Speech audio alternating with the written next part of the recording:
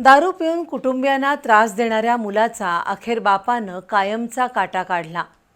सोमवारी रात्री 8:30 वाजण्याच्या सुमारास कुटुंबात झालेल्या वादातून चिडलेल्या गफूर पठाण यानं 21 वर्षाच्या जुनेद पठाण या पोटच्या मुलाचा चाकूनं भोसकून खून केला। घटनेनंतर पोलिसांची दिशाभूल करण्याचा प्रयत्न या कुटुंबियांनी केला, मात्र पोलिसी खाक्या दाखवताच आज बापानं खुनाची कबुली दिली। या प्रकरणी राजारामपुरी पोलिसांनी गफूर पठाणला अटक केली आहे। कोल्हापुरातील विक्रमनगर इथल्या स्वामी समर्थ मंदिरामागील नुराणी मस्जिद जवळच्या गल्लीत पठाण कुटुंबीय राहतात। पत्नी 2 मुलं असं त्यांचं कुटुंब आहे।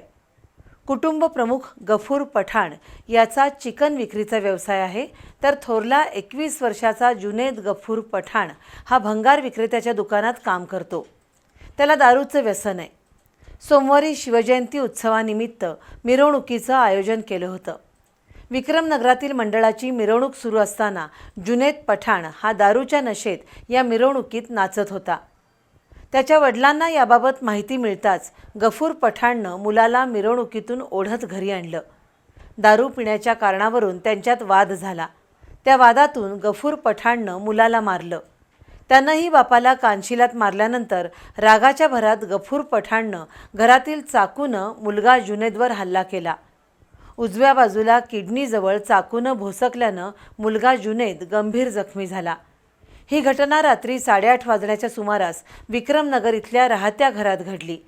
त्यानंतर कुटुंबियांनी मुलगा जुनेदला गंभीर जखमी अवस्थेत CPRमध्ये दाखल केलं। तिथं उपचारादरम्यान त्याचा मृत्यू झाला।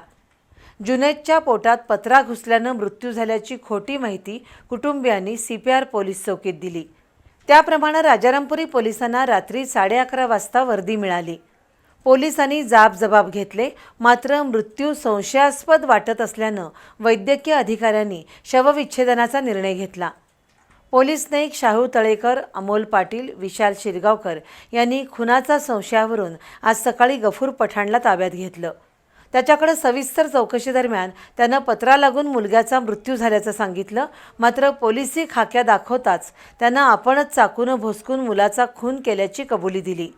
त्यानंतर सहाय्यक पोलीस निरीक्षक रणजित पाटील यांनी कर्मचाऱ्यांसह आज संध्याकाळी विक्रमनगर इथल्या घरात जाऊन पंचनामा केला। त्यानुसार आज रात्री राजारामपुरी पोलीस ठाण्यात गुन्हा दाखल झाल्यानंतर गफूर पठाणला पोलिसांनी अटक केली आहे।